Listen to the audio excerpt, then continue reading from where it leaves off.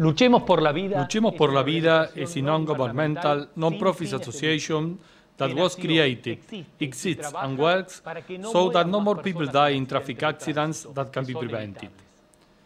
This is a world problem, but very serious in Argentina and Latin America. In the last decade, almost 1 million people died in traffic accidents, with millions of injured and permanently handicapped people and enormous costs, which are even worse when compared to the figures of developed countries, since we, in proportion to the number of circulating vehicles, have 10 times more fatalities than they.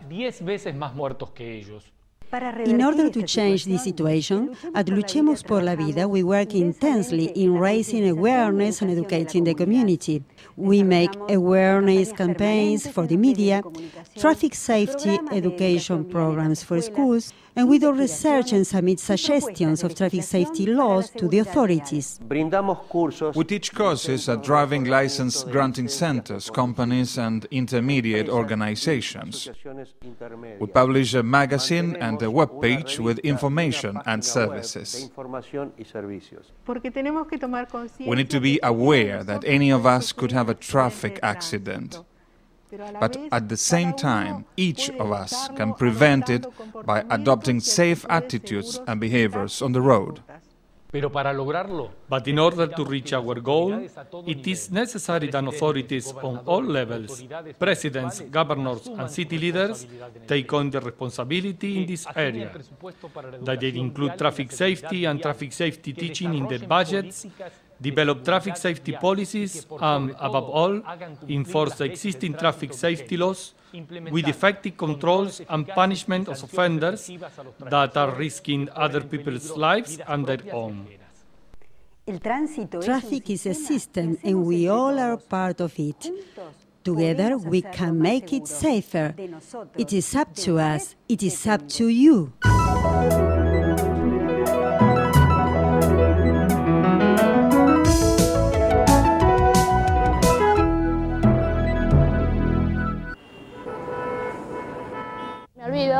Nunca me pasó nada.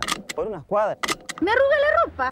Atrás no hace falta. Si voy despacio. ¿En la ciudad para qué? La realidad es que chocar de frente a 50 km por hora sin cinturón equivale a caer de un cuarto piso. Por eso, en la ciudad también, ajustate a la vida. Usa siempre el cinturón de seguridad.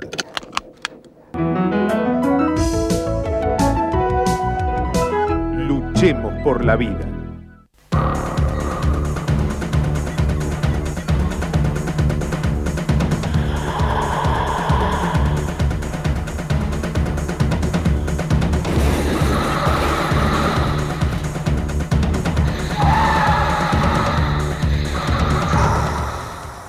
El alcohol al volante mata. Si elegís beber, elegí a otro para conducir. Luchemos por la vida. En Avenida 80. Buenos Aires, Mar del Plata, 2 horas y media. Así me duermo. Tranqui, 120. Si no te llevan, pues. 130. El auto te pide 140. 160. Lo que dé. No te engañes. El exceso de velocidad es la principal causa de muerte en rutas y calles. Por eso, de noche o con lluvia también, disminuir la velocidad salva vidas. Luchemos por la vida.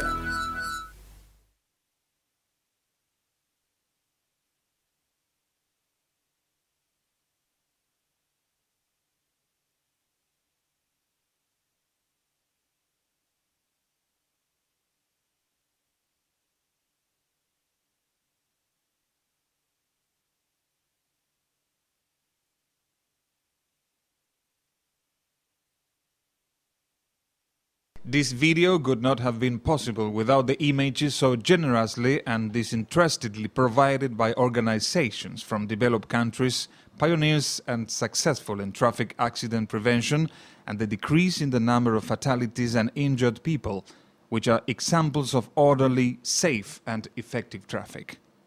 To those organizations which are mentioned at the end of this video, our deep appreciation on behalf of all those who could save their lives because of this.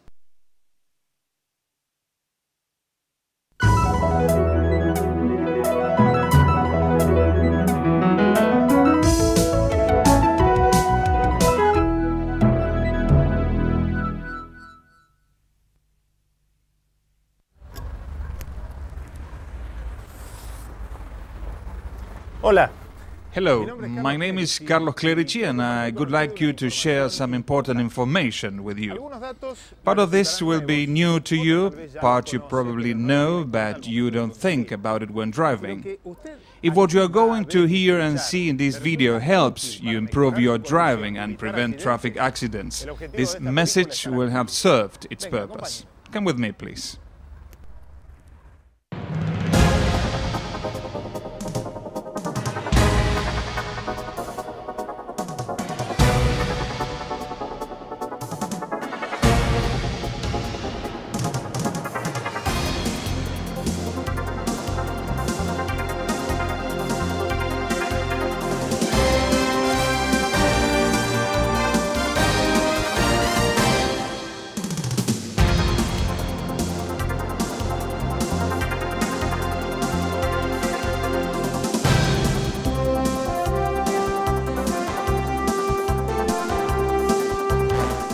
Keys to safe driving. No matter what you do or where you work, if you drive or want to drive a vehicle, what we are going to share now will be important to you. I am a radio announcer and journalist, and because of my profession, I must be well informed about what happens in my country and the world every minute. It goes without saying that the world would be different without vehicles. Since they were invented, vehicles have revolutionized people's lives, influencing society, economy and culture, shortening distances and facilitating all kinds of interchange. Undoubtedly, vehicles are indispensable allies in daily life. They provide important services, and as they improve technologically, it is more and more pleasant to drive them. To the point that many cannot live without their car. But of course, there are others who are not living now because of them. Not all news is good news for a motorized society. Massive use of motor vehicles has had some negative effects, the most important of which is the increase in traffic accidents.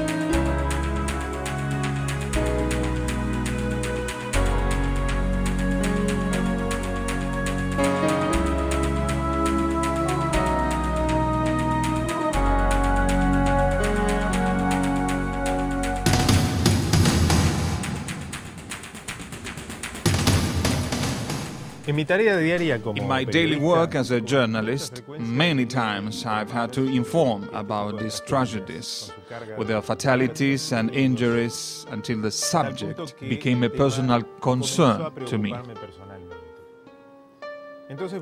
So I searched the internet, and on the page of Luchemos por la Vida I was surprised to learn that traffic accidents have become one of the main causes of death in most countries of the world. In Argentina, 20 people die daily, some 7,000 a year. And in Latin America, there are estimates of almost 100,000 fatalities a year and more than 1,200,000 injured, many of them with permanent handicaps. Maybe these numbers don't say much to you, but it is as if a Boeing with 270 passengers crashed in Latin America every day. Maybe now this means a little more to you, especially if you think that any of us, our children, parents or friends, might be on that sad list. Nobody likes thinking of that, but let me ask you, are you completely sure that you will not suffer a traffic accident today? Are you absolutely sure? Why are you so sure? Do you think that the thousands of traffic accident victims knew that something like that would happen to them? In fact, any of us could suffer an accident. However, a traffic accident is not really a matter of coincidence or fate. Traffic accidents always have precise causes and may be prevented. It may be unexpected, but it always has causes. It may be due to people, the road, or the environment, or the vehicle. But most of them are caused by human failure of those involved in the accident. Now I am going to give you the good news. Almost all traffic accidents can be prevented, and that depends on each one of us. How? In order to find out, I attended one of the classes that Luchemos por la Vida teaches every day to hundreds of drivers who renew their driving license in the city of Buenos Aires. Imagínense que se vienen cayendo de un cuarto piso, vienen liderando. There I learned that the first thing is to realize that when you move with your vehicle, you are not alone. Every time we go on the street, we become part of a flow which we call traffic system. Traffic is a system and you are part of it. Each of us, pedestrians, drivers, occupants, makes a part of traffic in interdependence with the others, because one's behavior influences the others. If you're a safe driver, you will provide safety to the traffic system. But what is exactly a safe driver?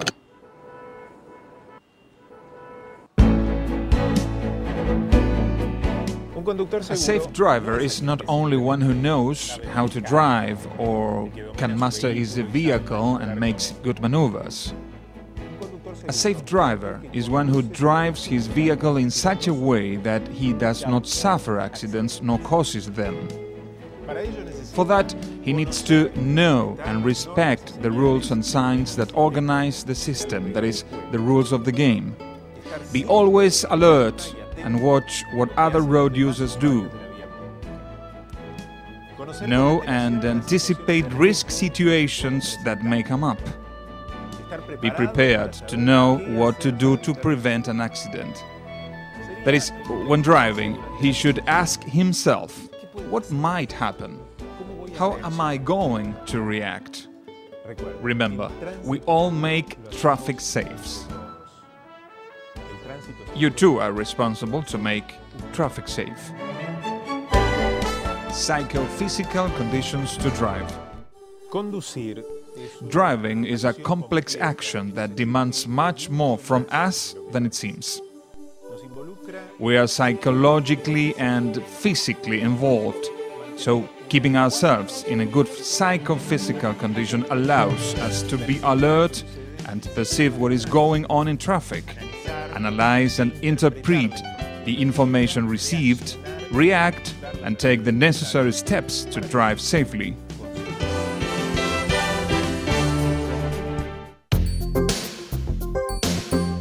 First key subject: alcohol and driving.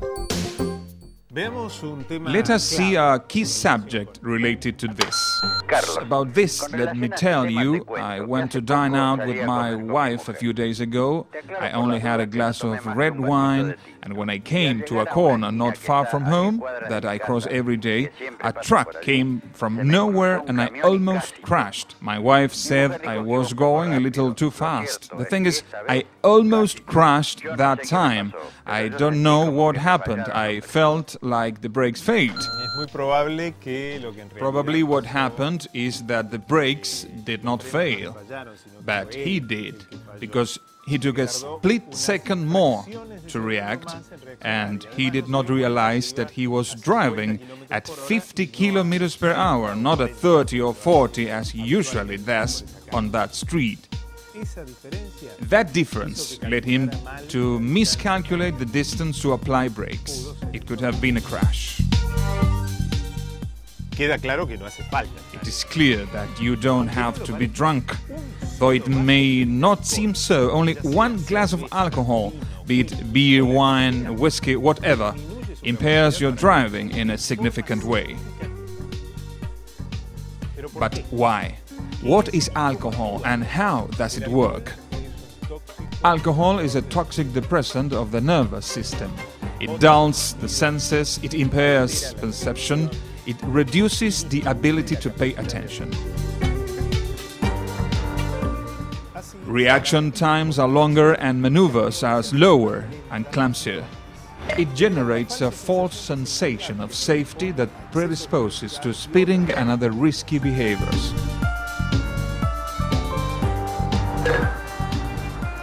It causes errors of judgment and traffic interpretation. Vision is impaired. For instance, when you are faced with a bright light or when perceiving some colors like red. Even though you feel you are alert and you try not to make mistakes, your brain is under the effect of alcohol.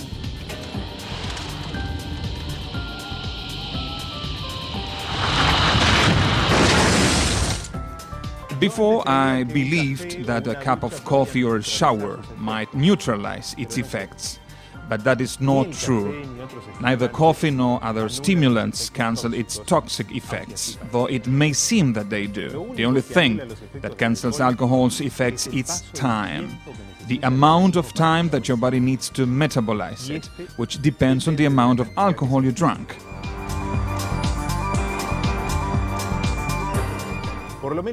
Alcohol is present in at least 1 out of 2 traffic accident fatalities in the world. Legal limit. The BAC limit is different for each country.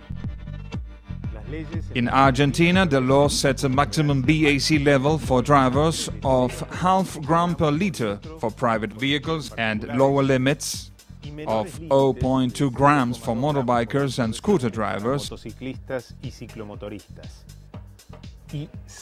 and no gram for professional drivers. These limits are similar to those of other countries. But how do I know when I reach that limit? There is no safe formula to know, since the level of intoxication depends on the sex, the weight, and the physical constitution of the person, and the effects are increased by fatigue, tension, medicine, sickness, etc. Besides, going over the legal limit does not guarantee anything. Even below that limit, the psychophysical ability is impaired.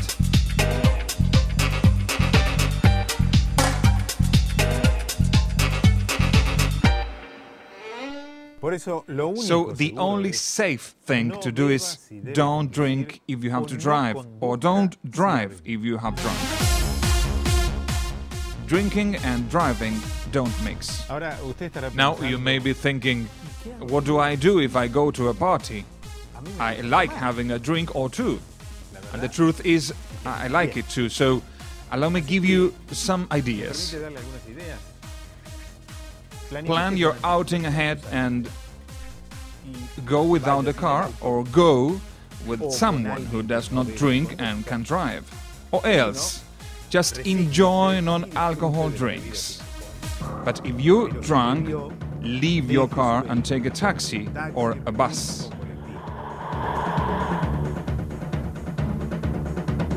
If someone who has drunk wants to give you a ride, try to convince him not to drive and don't go with him.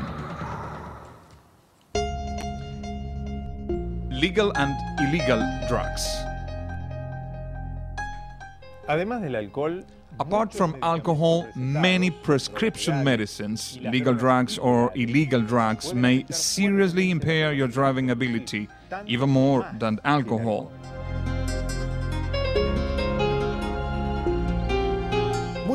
Many drugs that are taken for colds or depression or nervous tension or painkillers may induce dizziness and impairments that will affect your driving. Ask your physician and always read the cautionary statements on medicines to know if they can impair your driving.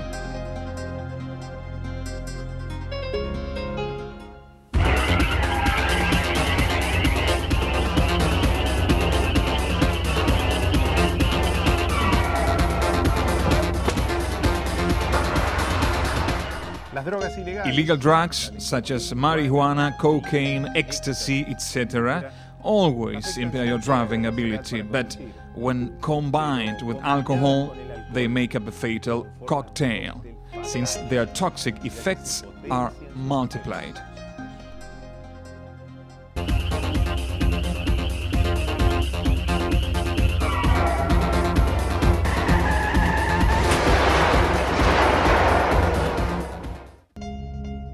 Drowsiness and fatigue. In a similar way, fatigue and drowsiness also affect driving, to an extent that driving in the night triples the risk of traffic accident fatalities. So let me advise you, it is better to drive during the day and be well rested. Of course, if you are sober and rested but talking on your cell phone,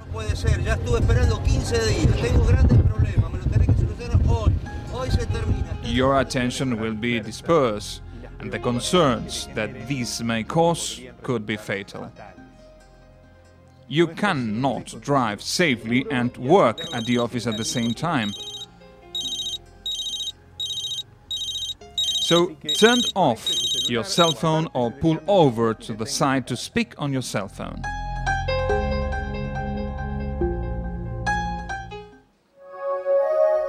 Safe behaviors before starting the car. So far, I have talked about the psychophysical care of the driver. However, getting ready to drive safely means keeping your vehicle in a good condition, especially brakes, suspension, steering, etc. In other words, you have to visit your mechanic often.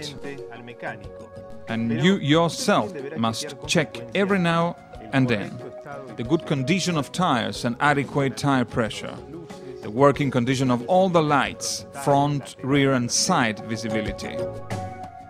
When entering the vehicle and before starting, place the seat so as to reach the wheel and the pedals easily.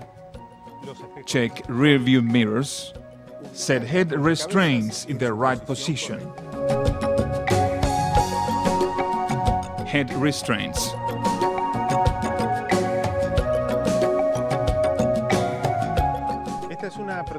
This is an essential protection for vehicle occupants, especially in rear-end collisions or on the rebound of a front crash, to prevent serious injuries on the cervical vertebrae that might lead even to death because of a sudden and violent backwards head movement, commonly called whiplash.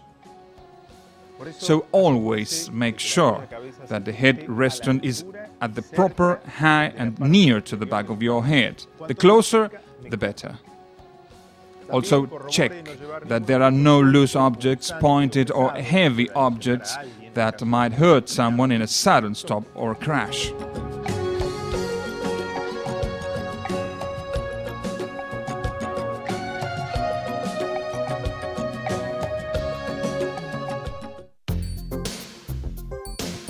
Second key subject, seatbelt. Why don't you wear your seatbelt? I forget, nothing ever happened to me. It's only a few blocks, not in the backseat, but I go slowly, not in the city. I thought some of these same things before I learned about traffic safety. Maybe you have also thought something similar, but imagine yourself falling from a 4th floor. Do you believe that you could save your life by placing your hands in front of you to take on the impact? Now imagine yourself crashing at 50 kilometers an hour without a seatbelt. Do you really think you can be unharmed? The impact of a collision at 50 kilometers an hour is like falling from a fourth floor. Why? Let us see what happens during a collision. When people are in a vehicle in motion, though they do not feel it, they are moving at the same speed at the same time with the vehicle. When the vehicle suddenly stops, everything that is not restrained within it will continue to move forward as a consequence of the physical law of inertia, and will only stop when it hits something fixed, like the control panel, the windshield, asphalt, etc. Any of us has experimented a slight sensation like this when the brakes are applied suddenly. If the car occupants are not buckled up, they will hit the control panel, the windshield and each other, and may be ejected from the car with an extraordinary force equivalent to 40 times their weight, or even more if their speed is higher. So, a person who weighs 75 kilos will be ejected with a force of about 3 tons. In Spain, the Traffic General Direction has wanted to show the force of the impact like this. At 80 kilometers, backseat occupants are thrown against those of the front seat with a force equivalent to a 1200 kilos ball. The impact against the wheel is equivalent to being hit with a 15 kilos hammer at 160 kilometers. The force that ejects occupants is equivalent to being smashed against a wall at 70 kilometers an hour. In a collision, there are 3 ways in which vehicle occupants may die or be seriously injured: hitting other occupants, hitting parts of the vehicle or loose objects, being ejected from the vehicle to an almost sure death. A simple but extraordinary invention can save you of these 3 ways of dying: the seat belt. A person duly restrained has up to 10 more times possibilities to survive than if they are ejected from the car to an almost sure death. So, the seatbelt is your best lifesaver in case of an accident. And to make it truly effective, the seatbelt must be properly placed so that the shoulder belt goes on the shoulder or the clavicle, and the lap belt on the lower hip and not on the abdomen, to avoid injuries in inner organs in the event of a strong collision. Though there are several kinds of belts, lap and shoulder belts with inertia rails allow for more freedom of movement. But seat belts without inertia rails, well locked, are as sure as the former, and in the back seat, lap belts also protect occupants. Despite of all we have seen, there are certain myths about seat belts. I have heard them being here at the radio, and I want to tell you some of them. Hola, soy Mauro. Here in the city it is not necessary to be restrained, but on the highway, yes. In fact, in the city, even at low speed, wearing seat belts also prevents death or serious injuries, especially in side crashes at low speed. No, Carlos, I am afraid of buckling up because in case of fire, I have no time to get out of the car. In case of fire or immersion of the vehicle, the seatbelt is your best chance to survive, since it helps to prevent loss of consciousness, or fracture arms or legs, and so you can escape alive. I cannot get used to buckling up, I always forget. truth is, any person who buckles up 10 or 15 consecutive times gets the habit, and not only does not even remember being restrained, but feels unprotected if he is not. Estimates show that if everyone buckles up in Argentina, that only could save more than 1,000 lives a year and more than 10,000 in Latin America.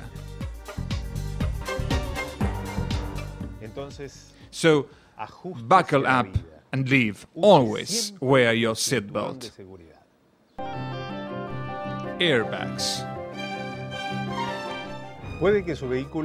It may be that your vehicle is equipped with airbags, a new passive safety element that is activated in the event of an important collision, inflating in split seconds to protect the vehicle occupants from hitting the wheel or other parts of the interior of the car, and thus preventing fatal injuries. But attention, they are highly effective only when used together with the seatbelt and when you remember to sit away from the wheel or control panel. Children or adults measuring less than 1.5 meters must not travel on the front seat of the vehicle, since in a collision, the explosion of the frontal airbag may cause injuries that might be fatal.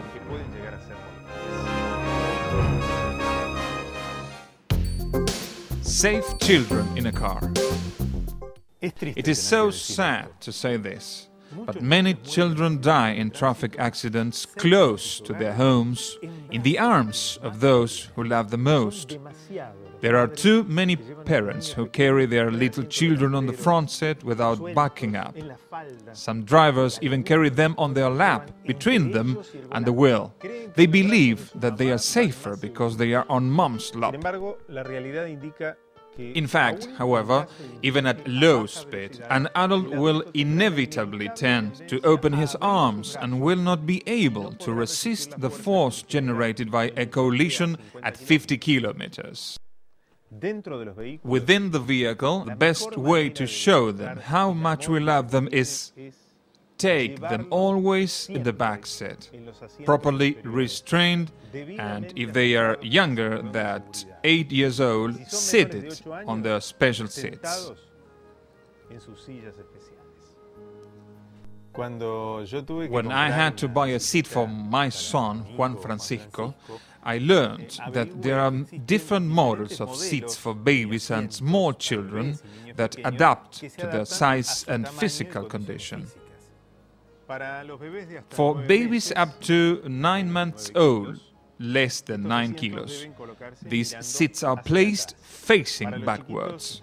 For small children 9 months to 4 years old, 9 to 18 kilos, the seat is placed on the back seat and must be changed as the child grows.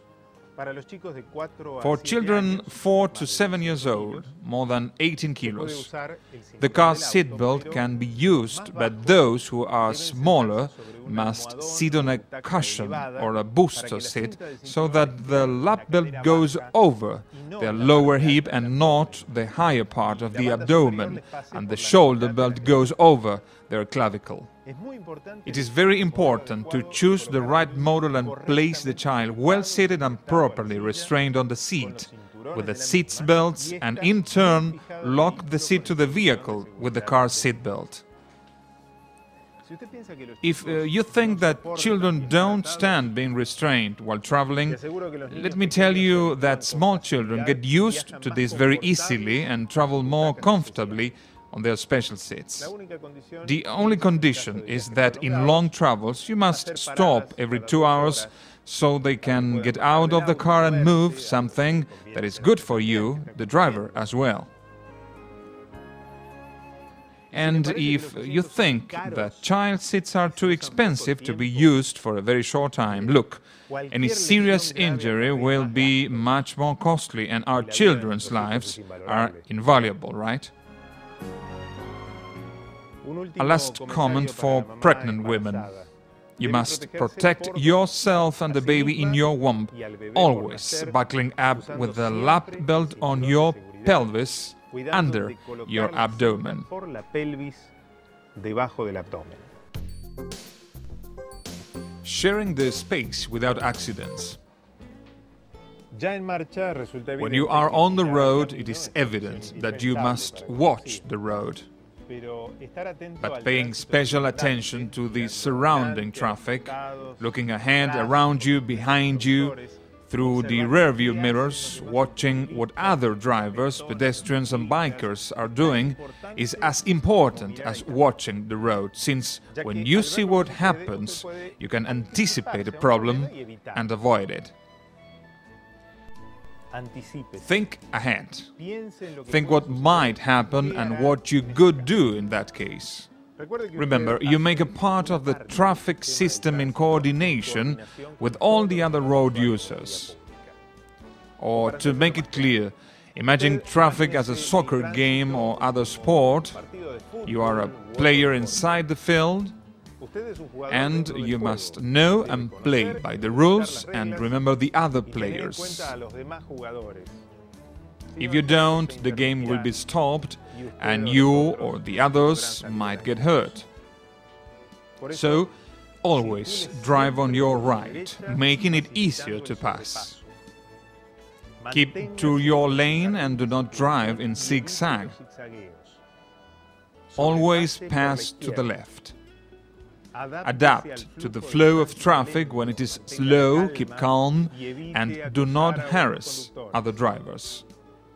Take care of those who are most vulnerable in traffic. Communicate and make yourself visible. Lights. You know, as important as being alert and watchful for others is to make yourself visible to them. So turn on the low beam lights of your vehicle even during the day to be more visible to others. And communicate. Signal well in advance for your movements. Use turn signals to change lanes or to turn and turn on the intermittent emergency lights when, for instance, you must stop in a dangerous area, and so you will help others to adapt to changes and avoid problems.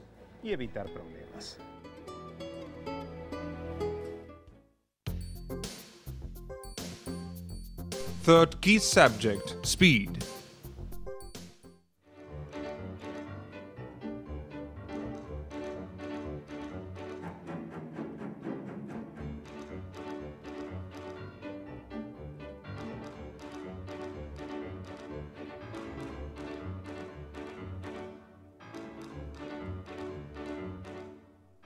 Vehicles have evolved much since their beginning up to now, and are now faster, more comfortable and more apt to run on all kinds of roads in less time and give the driver the satisfaction of shortening distances immensely.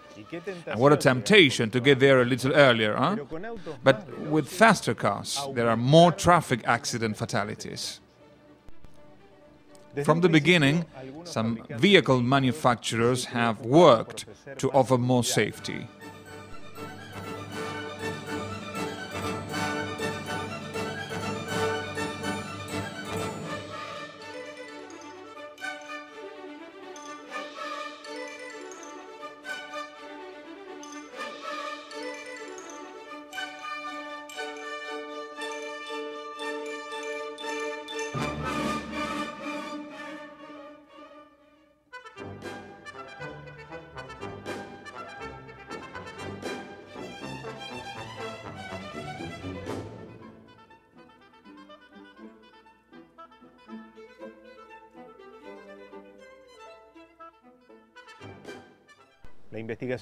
Research on these new aspects led to the production of vehicles with crumple zones that might absorb the force of the impact.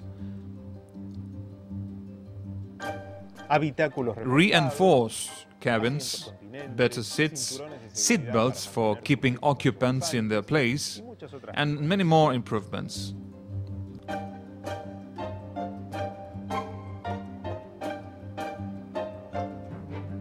But in spite of this progress, the number of accidents continued to increase. Accident research showed that driving speed was directly related to the number and seriousness of traffic accidents, and that these were reduced when driving speeds were lower. The Ford Taunus in which 4 people traveled was hit by a Ford Escort that sent it against one of the light posts. The police are investigating whether before the accident the Escort was running at a higher speed than permitted. It has been proved that at more than 80 km/h the probability of dying in an accident doubles for every 15 km that speed increases.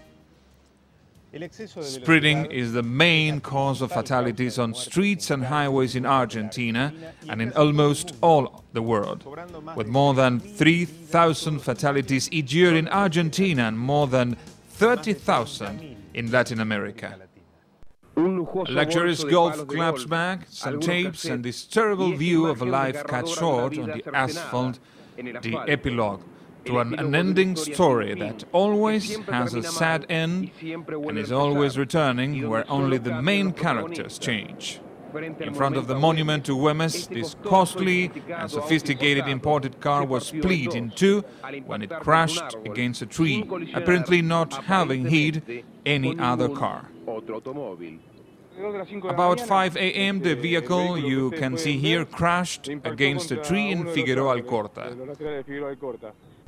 Horror unleashed in a second of imprudence. But who can we blame now if the main accused condemned himself to death? Experts will tell us how it happened, but at what speed do you have to drive to split a car in two?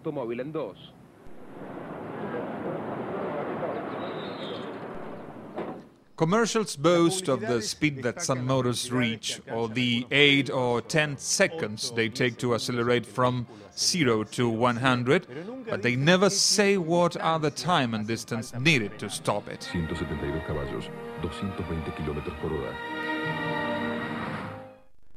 That is why Luchemos por la Vida emphasizes: have you thought that at 100 kilometers an hour you need at least 80 meters to stop the car? Impressive, right? Almost 100 meters to stop a car running at 100 kilometers per hour, because at a higher speed you have less time to react when something comes up unexpectedly, and you need more time and distance to stop the vehicle.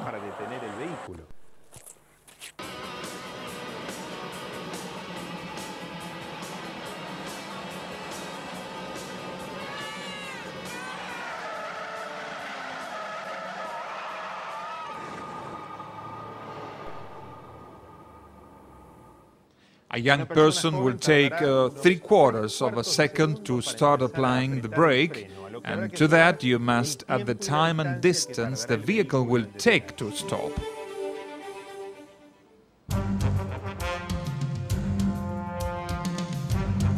A second was not enough time to let you read that sign, but in that second your car covered more than 27 meters. Because in traffic, times are short and distances are long. That is why another important aspect is to keep a safe distance between vehicles. A practical way to calculate a safe distance is to relate it to time. Even in optimal conditions, you must keep a safe distance from the vehicle ahead of you of at least 2 seconds. What does this mean? Pay attention. Suppose you are driving behind that red car. It will pass by a fixed spot that you will choose, for instance, the next bridge. From there count. 1 second, 2 seconds, you have not yet reached the bridge. Good. You are keeping your minimum safe distance. But if you get there early, danger. Increase the distance. Besides, when you drive at a high speed for a long time, you get used to it, so you feel that you are driving at a lower speed than you really are. And side vision is also narrower, causing what is known as tunnel vision.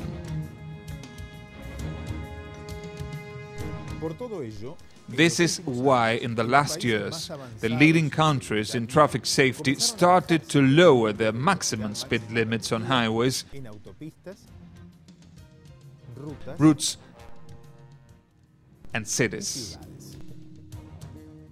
In Finland, video images of its capital, Helsinki, at the critic spots, where there were more accidents, revealed that speeding combined with the pedestrians' imprudence were the main cause of the high number of fatal accidents.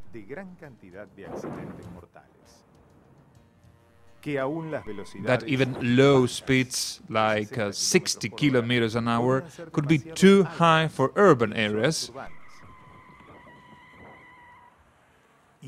and many drive at higher speeds. In this Australian sport, a physician explains. I'm a trauma surgeon, and I want to reconstruct what happens to the human body in less than 0.2 of a second when hit by a car braking from 70 kilometres per hour over a braking distance 50 metres. Even in a car equipped with ABS, the first impact will occur around 46 k's. And had you been braking from 60 k's, not 70, there's a good chance you could have stopped in time, and the pedestrian would have suffered nothing worse than a severe fright. Think about it.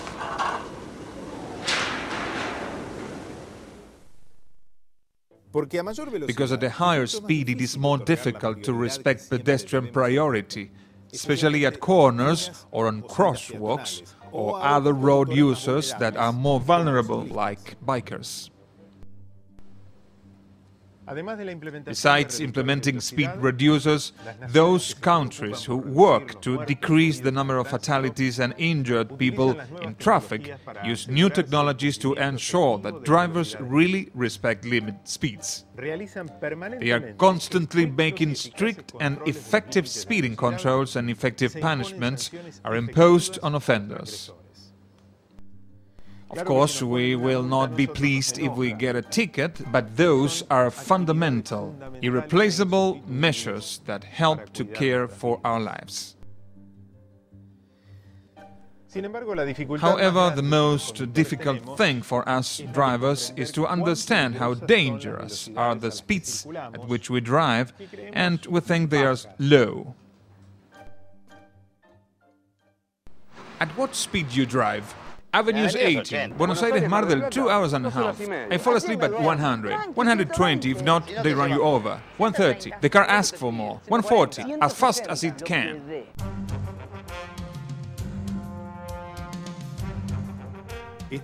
These crash tests from Sweden show the great destructive effect as speed increases.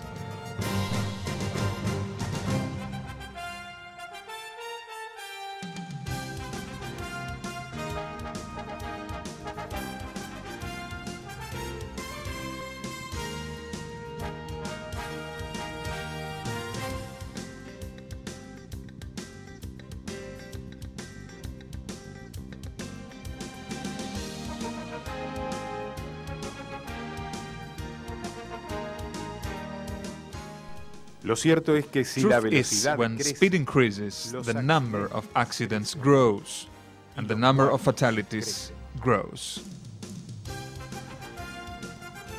Researchers have found that a general decrease of 10 kilometers in the maximum speed on highways could reduce the number of accidents in a 20%, the number of injured people in a 30%, the number of fatalities in a 40%.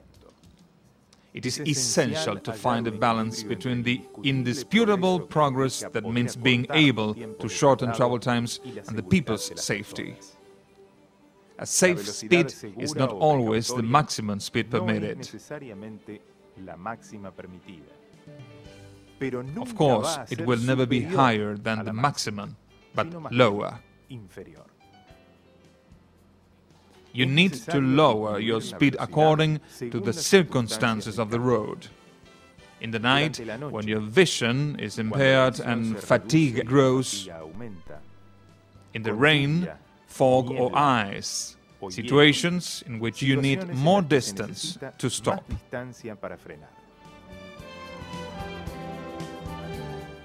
So it is important to always respect the minimum and maximum speed limits, even when they do not seem right, since there could be reasons we don't know for which that limit was set.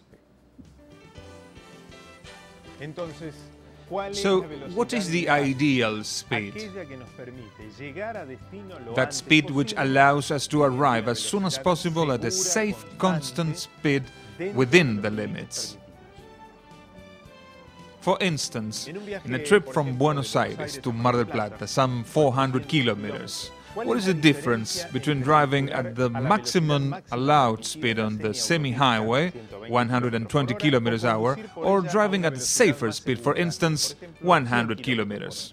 At 120 kilometers an hour, 3 hours and 35 minutes.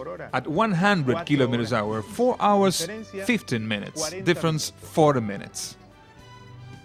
Is it not justified to invest 40 more minutes on a long trip to reduce in more than 50% the possibilities of dying in an accident? In short, though you may have the best car and be truly experienced at the wheel, reducing your speed and keeping a safe speed, both on the highway and in the city, may be the difference between life and death. There are many other subjects that is useful to know to drive safely, but those we have shown today are, no doubt about it, essential to you and your family. So remember them and put them into practice when driving. Now I must say goodbye, but I would like to remind you again of 3 key subjects for your safety. Alcohol is involved in some way in almost half of traffic accident fatalities.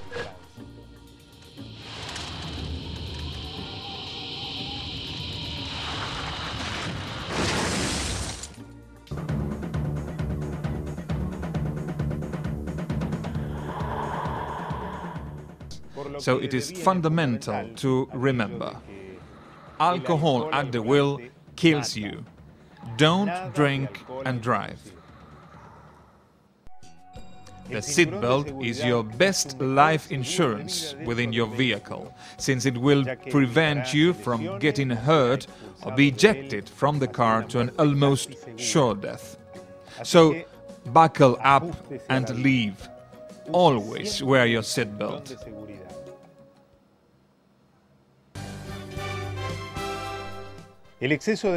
Speeding has become the main cause of death on streets and highways, so reducing speed saves lives. Now you know how to drive safely. It is up to you.